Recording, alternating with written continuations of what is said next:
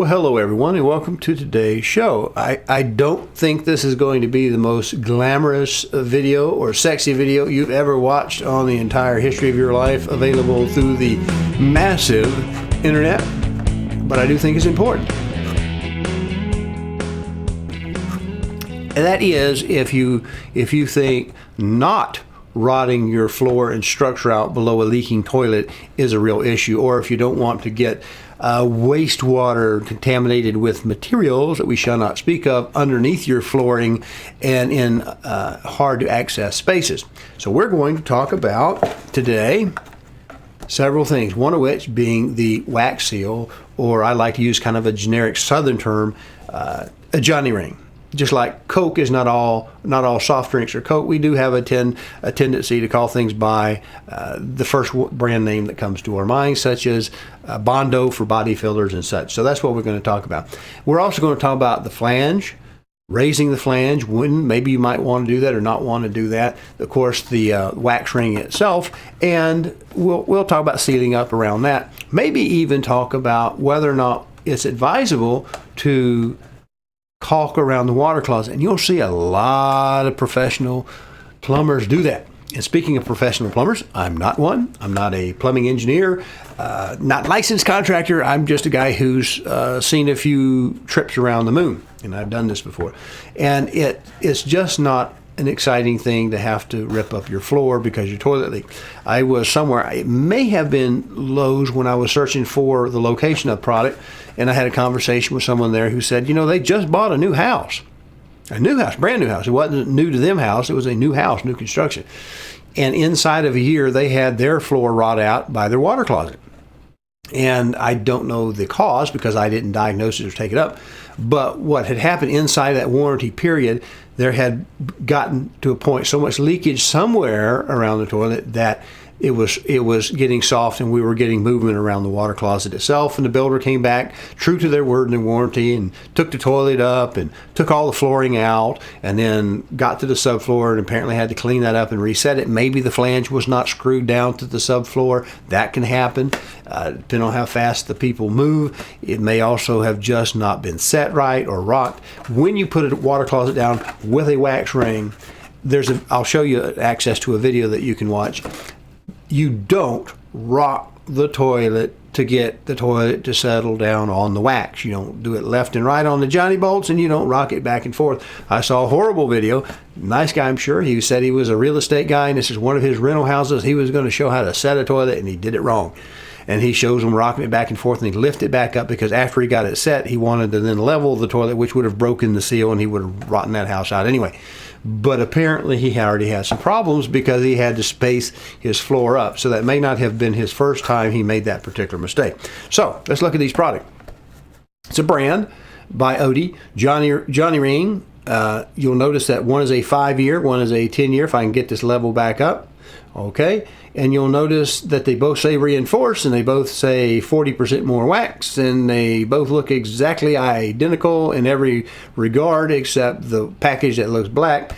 That's the green package, and you see the blue package here. The difference apparently between 5 and 10 years, as far as I can visually tell, is with this one you don't get the bolts, and with this one you do get the Johni-bolts. And apparently if you buy the Johni-bolts, you get 5 more years warranty on your wax seal, although I don't know how you would ever prove a claim, and even then maybe they'll just send you a new one. I don't really know what that warranty is. If you set it right, they should last a very, very long time. Now the reason I bought one blue and one green is on one of the toilets I recently set, I wanted to replace the Johni-bolts. I had trimmed them to the previous water closet and they were a little bit rusty in places. I just wanted to go ahead and replace them. And the flange bolts at Lowe's by themselves, maybe in Home Depot, were like $7, $8. Well, a wax ring doesn't run but about $4. If you buy the $7 version or something close to that, you get your flange bolts with them. So why not buy the green box and the blue box where they're appropriate? I also have another one I want to show you. Just a different brand, not Johnny. Odie is not the only one to make it. Here's a brand I also have used. It's an extra wax ring. It does have the funnel to go with it, or the horn as I call it, and it's designed to fit down inside the plumbing flange itself. So we want to bring a little plastic as close to the top of the toilet as possible. Here's one that ships with an American Standard water closet. And I don't know if it's extra, it has 40% extra wax compared to the other one. It does look a bit more narrow in the surface area here. You can tell because this is new. You can see the horn, I call it. This is designed to fit so that it fits between your water closet. The rounded part that comes down should fit inside this, and then the black part should fit inside the pipe. And normally a flange or pipe is at least going to be set for 3-inch. There may be some 4-inch ones out there, but it should fit. And the trapway, which I have a picture of a trapway we'll look at in a little bit, it's normally around 2 inches, 2 1/8, something like that internally, a little bit bigger than that on the outside. So it's certainly small enough to fit inside of the wax itself and be funneled into the pipe. So why might we want to use a jumbo ring or something else? Well, let's go to that center panel. And it's because we have different products for different purposes here, just like we have those a regular ring or extra wax ring. Well, I have on this other panel here a screen still shot. It's a screen grab, what do you want to call it? This is from an American Standard video itself on how to install a 2-piece toilet by American Standard for retail. And this is just a screenshot. You can find it on YouTube. It's widely distributed. They put out there for advertising and whatnot. And that just, the only reason I stopped it here is because I really don't understand this. Do you see this ring? These are called escutcheons, if I've pronounced it correctly. And you see they're supposed to fit tightly around the pipe. It keeps air from going, and maybe an ant or something, if you had anything in the wall, is supposed to fit tightly and snugly around the pipe. And this one is what we call a split ring. You see this little divot ring or whatever. This is made to go on after the fact, once you have forgotten, wink, wink, to put your escutcheon on. Maybe you don't want to pull the valve off. You can buy these, or if perhaps the other one was rusty or plastic, you might have cut it off and replace it. These are made, and they're available in different sizes. They just didn't do a very good job of getting one to fit that piece of galvanized pipe. Okay, I want to take you to that next picture. This is what the wax ring looks like on one that has been crushed down. Okay, now you see that we do have a flat surface, so that would kind of suggest to me that we did have contact with the bottom of the water closet. I don't normally see a toilet come off a wax ring that leaves it intact, but this one did for some reason.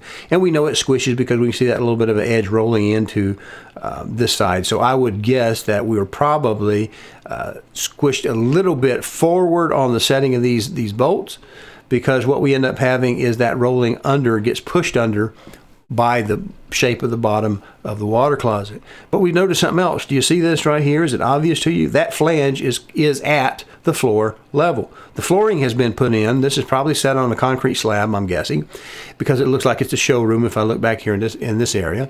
But we can see we did make contact with the bottom of our water closet, the bowl portion of it, and we see the flange is at floor level. It made contact. It doesn't like it would have leaked. So that's a good thing. We'll go back to this other panel, and let's look at these products. Here I have one pulled up. We have a number of different spacer type things, and I want to pull this one up. This is also by Odie. This one, these are the individual spacers. These we would use if we have some kind of a level, either a severe low flange that we need to stack up, or maybe just a little bit of help we want to put a little help with. It's an Odie product, and they're just solid spacers, and that's what they look like. Okay, not hard to understand. This is the one I was going for.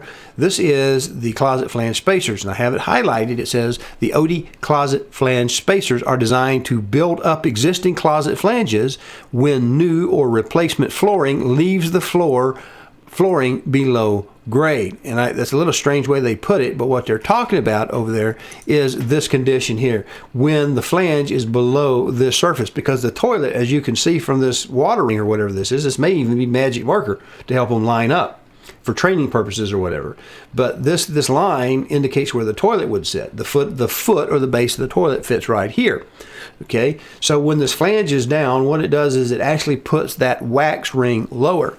Now, one way to do it, if you have just a little bit, maybe you lost a little bit of the flange height, is just use a jumbo Johni-Ring, and we know, because I've already talked about it, will probably funnel just fine. Let me go back to this main screen because I have a video we'll watch in just a second. Okay, this is the flooring I put down. And the flooring that existed before I put down the luxury vinyl plank, this is, I think, at a 1/4 inch, something like a 1/4 inch, because it's 6 mils, you can do that conversion. It actually raised up the flooring, and so my flange sank in a little bit. Well, I chose to use a jumbo Johnny with that 40% more wax, that reinforced wax ring, and I have good seals with that. And I'm comfortable that's a good, safe way. It's my house, and I'm not going to rock my own house out doing that. So it's just a little bit of space that's there. We just saw the video. Let me flip that back. We just saw this video. It has a wax ring, so it's certainly possible. I just don't know whose wax ring this is to do it when it's at the floor level. So you make your own judgments that way, but understand this is where it happens at that ring. And I do want to go back to that center panel, because if we're on the Odie site, it actually gives you this option for using it when it's below. So this is a fairly big buildup. If we go to the Lowe's site for the Johni-Ring Jumbo, the type I like, we'll notice one thing, that we have a picture of it. Nice wide surface area up on top. That OEM version was a little bit more narrow. This has got a little bit more meat around the top. It may not necessarily be as tall or super tall, 40% taller, but it's certainly got a little bit more wax to work with over here. And we can see it's done the same similar way. It's in a little container that you put your finger through the hole and you peel the black plastic off and pull it out by the horn. It also has that same picture of it being reinforced. I do think that that does help the ring, and their version shows what they want you to do on a standard type of installation. Ideally, your flange, your toilet flange, is above the flooring, the finished floor, and then you have it looks like that. But right here on this one, where my finger is, right over here, is a video. And you can play that video, and Odie will do a great job of explaining to you that you don't want to rock your water closet one way around. Put her down as evenly as humanly possible, and as you nestle it down, give her a little twist clockwise and anti-clockwise, kind of like you're trying to screw it in or unscrew it, and that helps keep that wax from being laid out too much on one side or the other, the front or the back. Which gets me to a simple point. You'll see a lot of videos on YouTube, and a lot of them claim to be plumbers, and the first thing they'll do when they get done is they'll put silicone around the base of that toilet. I don't do that, because in my personal, and I can only control me, what's my property, my things, I don't want to do that, because God forbid that I should have a wax ring that leaks. But if it is, I want to know about it pretty darn fast. Okay? That's just me. I'm just saying, I've made a few trips around the sun. I don't want to have it hidden from me so that it's there. In fact, theoretically, if you sealed totally around the base of a toilet on your floor on the day it was installed, and it leaked at day one on that floor, you may not know it. Say maybe you built a house and you silicone around the base of that water closet. You might not get a call back, and you may not get a complaint within the warranty period. And so it may be good for certain people, certain types of folks, but I wouldn't want it in my house, because I would want to see it leak. If it's leaking, I want to know about it. So I do have a little bit of a video, and we're going to cue that up right here. If you like this content, please go to calldeltosell.com, find the tab that says on YouTube, click it, and it'll open up a page of QR codes. There you can use a smartphone to scan and get to the YouTube page, or you can just mouse over and click it on a PC. There you'll be able to subscribe to this little button over here and click the notification bell so that YouTube will notify you. Thank you. Now here we are, got it queued up, and I just want to say, you may have already seen this video, I don't know, but we're going to play it, and it was produced because I was putting down this waterproof Wet Protect Pergo flooring. Well, I've got the valve replaced, and it is silicone. And if I may talk over myself, I'm just explaining here that I sealed around the edges where the floating floor ends before I put the quarter round down. But I want you to notice around the toilet flange itself. That's where I'm talking about for today's video. And I've got the floor down, and if you'll notice, we did the silicone around the edge before we put the molding back. And the idea there is if anything does leak, it will not get under the floor. Now we have a typical flange, toilet flange. We've got our Johni-bolts out, or flange bolts if you prefer, and we are silicone around that just to be sure that we have the same conditions. We might do that. So we're gonna trim out, and then we'll set the new water closet. Now, from that, I hope you saw it the first time when it was released in the flooring video, but one of the things I do like to do is seal around the edge of that toilet flange. We already saw a picture of that when it was sticking up from the OD picture here. It sits up above. I like to go ahead, when I put the floor around that, to go ahead and seal with a little silicone right around that edge to fill that gap, so that if we were to leak, I wouldn't have a well for that water to fall into and then run under the flooring itself, the material, the vinyl plank or whatever I might have, or tile. I don't want it getting under it. But you also may have noticed that on top of it, let me bring another picture one here. You see these holes, the flange holes that you might have on a typical flange. I take, if I'm replacing a toilet, I take some of that old wax and a putty knife, and I fill in those little holes because if it's replacing, I've already missed the opportunity really to get in there and silicone real well, but I can certainly pack any of these open holes with wax before I put that new ring on there. And all I'm trying to do is, in the unfortunate and unlikely event that my wax ring may break loose, maybe I didn't get her torqued all the way down, or maybe, I don't know, we've had some extra weight put on it that unbalanced it and we pulled a little bit of a gap. I don't want my toilet to leak and rot my floor out.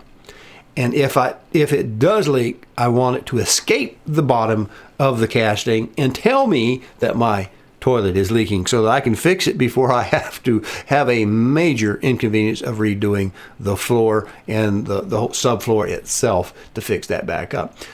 With that being said, I've probably run plenty of time by the time I go to cut this back up, but I know it's not very exciting, it's not very glamorous. I've showed you where you can watch Odie, a manufacturer, show you how to set that toilet down. It's not that difficult. The only things I would add is, when you saw those flanges, if we kick back over to this panel, you see these Johni-bolts that stick up here?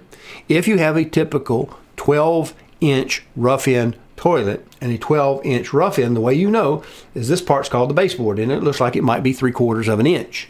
I don't know, but normally your typical baseboards you might run into are about a 1/2 inch thick, okay? And so what we would normally do is take a tape measure, a straight tape measure, maybe even a square, a big square, framing square, lay it across here, and we want to see 11.5 inches typical on center for these two bolts. And you'll have those Johni-bolts installed parallel with the wall, both of them, so that we have them, they're both centered on 11.5 inches for a 12-inch rough-in. You also, if you're doing an older home, you want to measure those bolt positions because they come in 10-inch. Some of the old ones come in 10-inch rough-in, in which case a 12-inch is not going to fit in that space, or a 14-inch rough-in. And I've personally never seen a 14, but they're obviously that's 2 inches either which way on the rough-in. So you just have to make sure that you measure this before you tear your old toilet out to put your new one in. Make sure you actually have the correct rough-in. Odds are very strong that it's going to be a 12-inch rough-in toilet. They're very, very typical, but perhaps in some very old homes, you may not have had the space. They typically make bathrooms smaller back in those days, and it may be an issue. Which brings me to one last little point I do want to bring up. This is actually from someone else's video. It wasn't bad, but I took this picture for two purposes. He told us that this was a Delta toilet and not an American Standard or one of the newer, the Totos or something like that. And you see he's coming in here. It's a retrofit. It may actually have been a 10-inch install when he ordered this. This he tells us was his mother's house, and this was about having to take the flange off, redo an old cast iron flange. So it's an old house. But this distance you would want to measure to make sure it's 12 inches to get a 12-inch toilet. Now, a downside of this is you see how this is called the trapway. This one looks kind of small, and it looked kinked as a colon. And where toilets had their problems flushing in the good old days was right up here. This was such a tight little bend, if it was going to clog, it would get caught in this little hairpin turn. Now with new toilets, we tend to stretch this out a little bit and give it a nice, round, smooth, flowing type of shape till it comes down here and goes down into discharge. And that's simply because we want the least amount of constriction. If we ever have to run a snake in there, we want to make sure we don't get bound on that back corner, and it works better. The downside to one that's nice, with a nice sweeping trapway like that you will find a lot of times, it makes them longer in their footprint. So if you're looking to put a new toilet down, you want to check your space and make sure you have enough room for that extra 1.5 inches that you might have with one of these modern toilets that actually flush better. So It's your house, your choice. Do you want something that's kind of compact, pushed out of the way? And again, if you got a 12-inch rough end, that's going to determine what will fit there. The individual toilet designs may be a little bit plus or minus a ½ inch, ¼ inch, maybe an inch or so, inch and a half at worst case. It's going to have a different floor projection. So notice how that fits. When I replaced my old ones, the new ones are a little bit longer into the room, and I just have to live with that.